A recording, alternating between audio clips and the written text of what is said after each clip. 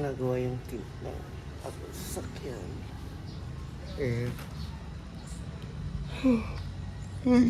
3:50, 60.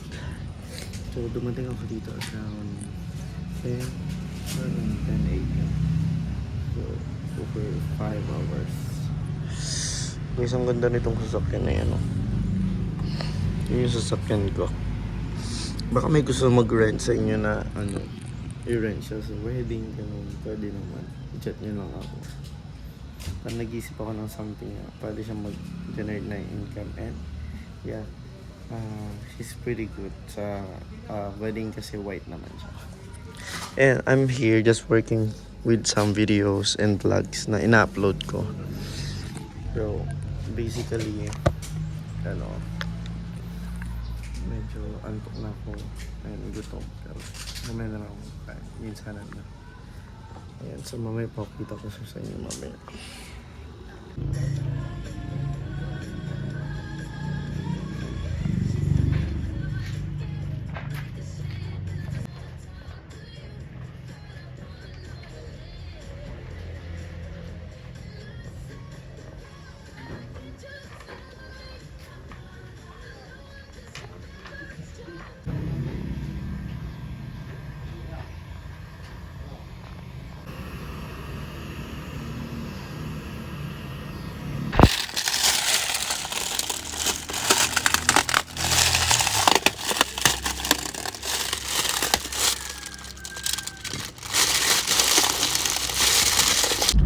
Guys, so ganito nga pala yung nangyari sa windshield natin.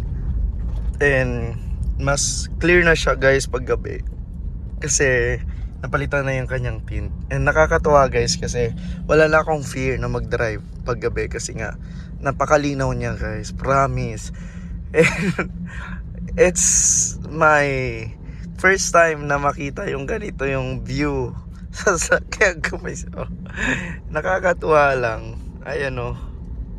And ang kagalindahan doon sa naglagay, may visor siyang nilagay dyan sa bandang taas. Parang naka-half siya.